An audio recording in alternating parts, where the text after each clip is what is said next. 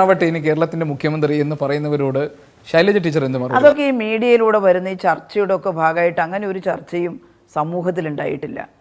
കേട്ടില്ല, സീരിയസ് ആയിട്ടുള്ള അങ്ങനെ ഒരു എന്തിനാ സമൂഹം അങ്ങനെ ചർച്ച ചെയ്യുന്നത്? പക്ഷെ എന്റെ ചോദ്യം, ശൈലജ ടീച്ചർ മുഖ്യമന്ത്രിയാകണമെന്ന് ആളുകൾ പറഞ്ഞു വന്ന ഒരു അഭിപ്രായത്തെ കുറിച്ചാണ്. അതിനെ ടീച്ചർ എങ്ങനെ കാണുന്നു? അങ്ങനെ ഒരുപാട് ആളുകളൊന്നും അഭിപ്രായം പറഞ്ഞിട്ടില്ല.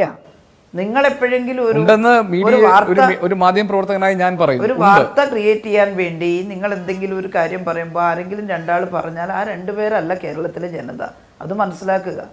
3.5 കോടി ജനങ്ങളുണ്ട് ഇവിടെ. ശൈലജ ടീച്ചർ, ഈ കോവിഡ് പ്രതിരോധത്തിന്റെ കാര്യത്തിൽ വലിയ നേട്ടം കൈവരിക്കുമ്പോഴും വലിയ പ്രശംസ നേടുമ്പോഴുമൊക്കെ അഴിമതി ആരോപണങ്ങൾ ടീച്ചർ നില ഉന്നയിക്കപ്പെട്ടു. ഇപ്പോൾ PPE കിറ്റിന്റെ കാര്യത്തിൽ വലിയ അഴിമതി അതിനകത്ത് നടന്നിട്ടുണ്ടെന്ന് ആക്ഷേപങ്ങൾ ഉണ്ടായി.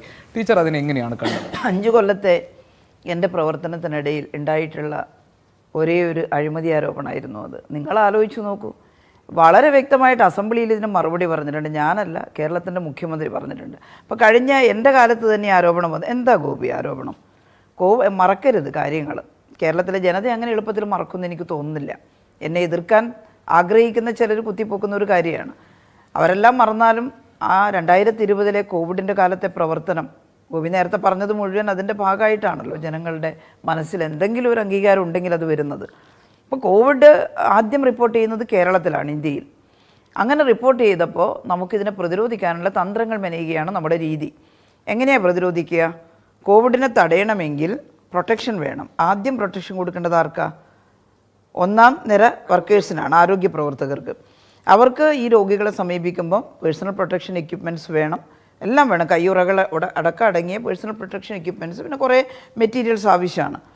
അപ്പോൾ കേരളത്തിൻ്റെ കയ്യിൽ അന്ന് കുറച്ച് PPE കിറ്റുകൾ, നേരത്തെ നിപ്പയുടെ സമയത്ത് ഞാൻ പറഞ്ഞു, ഡോക്ടർ ഷംഷീർ വയലിലൊരു വിമാനം ചാർട്ട് ചെയ്ത് കുറേ PPE കിറ്റുകൾ അയച്ചു തന്നിരുന്നു. അന്ന് നമുക്ക് മാത്രമേ ഉള്ളൂ നിപ്പ. പിന്നെ ഗൾഫിലും എല്ലാം കോവിഡ് ഉണ്ട്. അതുകൊണ്ട് എവിടെയെങ്കിലും ചോദിച്ചിട്ട് നമുക്കാരും അയച്ചു തരാനില്ല. ഈ ഗ്ലോബൽ ഭൂലോകത്താകെ കോവിഡ് പടരാൻ തുടങ്ങിയപ്പോൾ ഈ മാർക്കറ്റിൽ നിന്ന് ഈ പേഴ്സണൽ പ്രൊട്ടക്ഷൻ എക്യുപ്മെൻറ്റ്സ് അപ്രത്യക്ഷമായി. ഞങ്ങൾ കമ്മ്യൂണിസ്റ്റുകാർ സാധാരണ പറയാറുണ്ട്, ക്ഷാമകാലം വരുമ്പോൾ പൂഴ്ത്തിവെപ്പും കരിഞ്ചന്തയും ഉണ്ടാവുമെന്ന്. അത് വെറുതെ അല്ല, ഉള്ള വസ്തുത പറയുന്നതാണ്.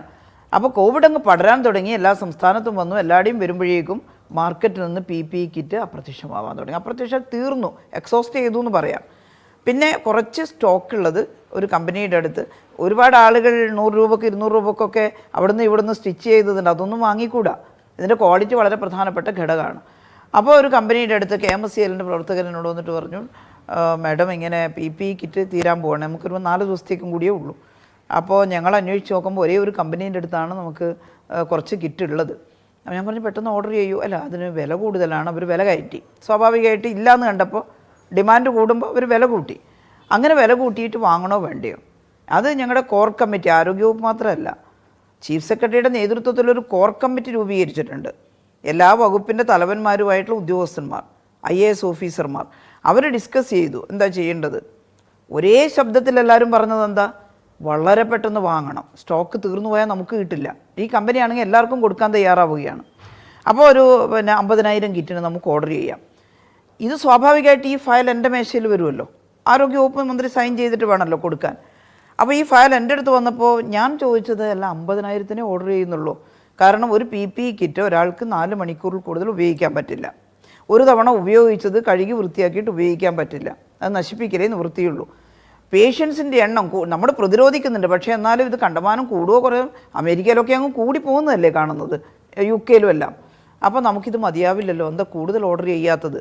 അപ്പോൾ അവർ പറഞ്ഞു, തരില്ല. 50,000 ഓർഡർ ചെയ്താൽ തന്നെ അവരുടെ അടുത്ത് കുറച്ചേ സ്റ്റോക്കുള്ളൂ. എല്ലാവരും ചോദിക്കുന്നുണ്ട്. അപ്പോൾ എല്ലാവരെയും തൃപ്തിപ്പെടുത്താൻ കമ്പനി കുറേശ്ശെ എല്ലാവർക്കും കൊടുക്കും. അവർ സ്ഥിരം കച്ചവടം നടത്തുന്നവരാണല്ലോ, നമുക്ക് മാത്രം തന്നാൽ പോരല്ലോ. അങ്ങനെ പറഞ്ഞു. ഞാൻ പറഞ്ഞു, എന്നാലും 50,000 കിട്ടുമെന്ന് നോക്കണം.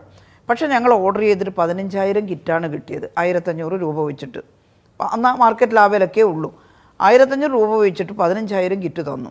ഞങ്ങൾ ആ കിറ്റ് ഉപയോഗിച്ച് തുടങ്ങുമ്പോഴേക്കും മറ്റു ചില കമ്പനികൾ എവിടെയൊക്കെയുള്ള റോ മെറ്റീരിയൽസൊക്കെ എടുത്ത് ഇത് സ്റ്റിച്ച് ചെയ്തിട്ട് മാർക്കറ്റിൽ എത്തിക്കാൻ തുടങ്ങി. റോ മെറ്റീരിയൽസിന് നല്ല ക്ഷാമമുണ്ടായിരുന്നു. കാരണം ഇതിൻ്റെ ഒരു കേന്ദ്രം ചൈനയായിരുന്നു, റോ മെറ്റീരിയൽസ് വരുന്നത്. ചൈന ലോക്ക്ഡൗൺ കാരണം അടച്ചുപൂട്ടപ്പെട്ടപ്പോൾ കമ്പനികൾക്ക് റോ മെറ്റീരിയൽസ് കിട്ടുന്നതിലും കുറവ് വന്നു. എന്നാലും എവിടെ നോക്കിയോ ശേഖരിച്ചിട്ട് കുറേ മാർക്കറ്റിൽ എത്തിച്ചപ്പോൾ കുറച്ച് കുറഞ്ഞു. 860 രൂപയോളമായി. നേരത്തെ 500 താഴെ രൂപക്ക് കിട്ടിയതാണ്. 860ഓളം ആയപ്പോൾ ഞങ്ങൾ കൂടിയിരുന്നിട്ട് ആലോചിച്ചു എന്താ ചെയ്യേണ്ടത്. അപ്പോൾ മെഡിക്കൽ സർവീസ് കോർപ്പറേഷൻ പറഞ്ഞു നമുക്കിത് ക്യാൻസൽ ചെയ്യാം, ബാക്കിയുള്ളത് 35,000-ൻ്റെ ഓർഡർ. അപ്പോൾ ഞാൻ ചോദിച്ചു ബ്രീച്ച് ഓഫ് കോൺട്രാക്റ്റോ മറ്റോ ആവുമോ, ഇങ്ങനെ ക്യാൻസൽ ചെയ്യാൻ അവർ സമ്മതിക്കുമോ? നമ്മൾ എടുക്കാമെന്ന് സമ്മതിച്ച് സൈൻ ചെയ്ത് വാങ്ങാൻ തീരുമാനിച്ചതല്ലേ, കരാറുണ്ടാക്കിയതല്ലേ, അവർക്ക് റൈറ്റ് ഉണ്ടല്ലോ ആ കരാറുണ്ടാക്കി 50,000 ഈ വിലക്ക് എടുക്കണം നമ്മൾ എന്നുള്ളതിന്. പക്ഷേ KMSCL പറഞ്ഞില്ല, നമുക്ക് സ്ഥിരമായിട്ട് സപ്ലൈ ചെയ്യുന്നവരൊക്കെ ആണല്ലോ, അപ്പോൾ അവരോട് കാര്യം പറഞ്ഞാൽ മനസ്സിലാവും, അവർ ബാക്കിയുള്ളത് റദ്ദ് ചെയ്ത് തരുമെന്നാണ് കരുതുന്നതെന്ന് സംസാരിച്ചു. കമ്പനി സമ്മതിച്ചു. ബാക്കി 35,000-ൻ്റെ ഓർഡർ ക്യാൻസൽ ചെയ്തു. ഇത് വളരെ വ്യക്തമായിട്ട് അസംബ്ലിയിൽ മുഖ്യമന്ത്രി മറുപടി പറഞ്ഞതാണ്. അതിനകത്ത് ആർക്കും അവർ അഴിമതി ആരോപിക്കാൻ സാധിക്കുക? എന്നെ ഒരുപാട് പേര് വിളിച്ചു, സമൂഹത്തിൻ്റെ വിവിധ തുറകളിലുള്ളവർ. ടീച്ചർ ഒന്നുകൊണ്ടും പ്രശ്നമാക്കണ്ട, അന്ന് 1,500 രൂപ വെച്ചത് വാങ്ങിയിരുന്നില്ലെങ്കിൽ ആ 2 ആഴ്ച കാലം എത്രയോ നഴ്സുമാരും ഡോക്ടർമാരും കോവിഡ് പിടിപെട്ട് അവർക്ക് ബുദ്ധിമുട്ടുണ്ടാവുമായിരുന്നു. നമുക്ക് അവരെ പ്രൊട്ടക്റ്റ് ചെയ്യാൻ സാധിച്ചു. മാത്രമല്ല ചിലർ പറഞ്ഞു ടീച്ചർ 10 രൂപക്ക് കിട്ടിയിരുന്ന മാസ്ക് 150 രൂപക്ക് 200 രൂപക്ക് ഞങ്ങൾ വാങ്ങിയിട്ടുണ്ട് ഒരു ഘട്ടത്തിൽ. പക്ഷെ അത് നിന്നില്ല. ധാരാളം മാസ്ക് അവിടുന്ന് ഇവിടുന്ന് ഒക്കെ അടിച്ച് വരാൻ തുടങ്ങിയപ്പോൾ വീണ്ടും കുറഞ്ഞു. എന്നാലും 10 രൂപയുടെ മാസ്കിന് പൊതു മാർക്കറ്റിൽ 150 രൂപയൊക്കെ കൊടുക്കേണ്ടി വന്നിട്ടുണ്ട് ഒരു ക്രൈസിസ് വന്നുപെട്ട സമയത്ത്. അപ്പോൾ ഇത്രയും സുതാര്യമായ യാതൊരു തരത്തിലുള്ള അഴിമതിയുടെ ലാഞ്ചന പോലും ഇല്ലാത്ത, എന്നാൽ ഒരു ആരോഗ്യ വകുപ്പ് മന്ത്രി എന്നുള്ള നിലയിൽ എൻ്റെ മുന്നിൽ വന്ന ഫയലിൽ വേണ്ട 500 രൂപയ്ക്കേ വാങ്ങാവൂ, അതുവരെ കാത്തിരിക്കുക എന്നീ ഫയലിൽ ഞാൻ എഴുതി വിട്ടാൽ ഞാനൊരു ആരോഗ്യമന്ത്രിയാണോ? നിങ്ങൾ ആലോചിച്ച് നോക്കൂ. ഒരു നിർണായക ഘട്ടത്തിൽ പണമല്ല, മുഖ്യമന്ത്രിയും പറഞ്ഞാൽ അതന്നെ, പണമല്ല, ആരോഗ്യ പ്രവർത്തകരുടെ ജീവൻ രക്ഷിക്കുക വളരെ പ്രധാനമാണ്. അതുകൊണ്ട് ഇത്തിരി വില കൂടിയാലും നമ്മളത് ശേഖരിച്ചേ മതിയാവുള്ളൂ. അത് മുഖ്യമന്ത്രിയുടെയോ ആരോഗ്യമന്ത്രിയുടെയോ ഒറ്റയ്ക്കുള്ള തീരുമാനമല്ല, കൂട്ടായ തീരുമാനമാണ്.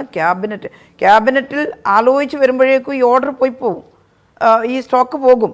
അതുകൊണ്ട് വാങ്ങിയിട്ട് ഒരു ക്രൈസിസ് ആണല്ലോ, ഒരു ക്രൈസിസിൻ്റെ ഘട്ടത്തിൽ ലോക്കൽ പർച്ചേസ് റൂള് വേവ് ചെയ്തുകൊണ്ട് കാര്യങ്ങൾ ശേഖരിക്കണമെന്നാണല്ലോ ലോക്കൽ പർച്ചേസ് മാനുവൽ അടക്കം നിർദ്ദേശിക്കുന്നത്.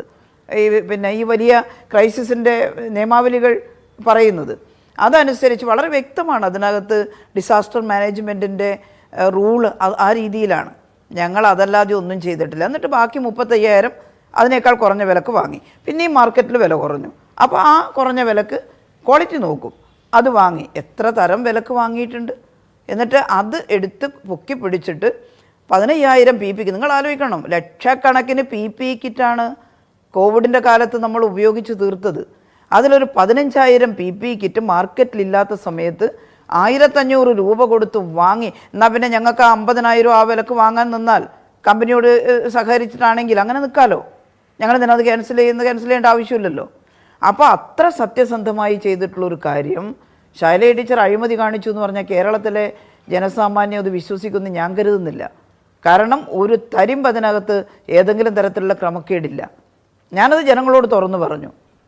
നമ്മളെല്ലാം ആർക്കും പരിശോധിക്കാൻ കഴിയുന്ന രീതിയിലാണ് കാര്യങ്ങൾ ചെയ്തിട്ടുള്ളത്. അതുകൊണ്ട് എനിക്കതിൽ യാതൊരു പക്ഷേ ഒച്ചപ്പാടുണ്ടാക്കാം. ലോകായുക്തയിൽ കൊടുത്ത ഉടനെ തന്നെ വലിയ ഹെഡിങ് ശൈല ടീച്ചർക്കെതിരെ ലോകായുക്ത കേസെടുത്തു എന്ന് പറഞ്ഞു. സ്വാഭാവികമായിട്ടൊരു കേസ് കൊടുത്ത് അന്വേഷിക്കും. എന്താ കോടതികൾ പറയാമെന്നൊന്നും എനിക്ക് മുൻകൂട്ടി പറയാൻ പറ്റില്ല. പക്ഷേ ആര് പറഞ്ഞാലും എനിക്ക് കേരളത്തിലെ ജനങ്ങളോട് പറയാനുള്ളത് ഒരേ ഉത്തരമാണ്. അതിൽ 5 പൈസയുടെ അഴിമതിയല്ല, എങ്ങനെയെങ്കിലും മനുഷ്യൻ്റെ ജീവൻ രക്ഷിക്കുക എന്ന ഉത്തരവാദിത്വ ബോധമാണ് പ്രകടമാക്കിയിട്ടുള്ളത്. അത് അംഗീകരിക്കാൻ മഹാഭൂരിപക്ഷം കേരളീയരും തയ്യാറാവുമെന്ന് എനിക്ക് കുറച്ച് വിശ്വാസമുണ്ട്.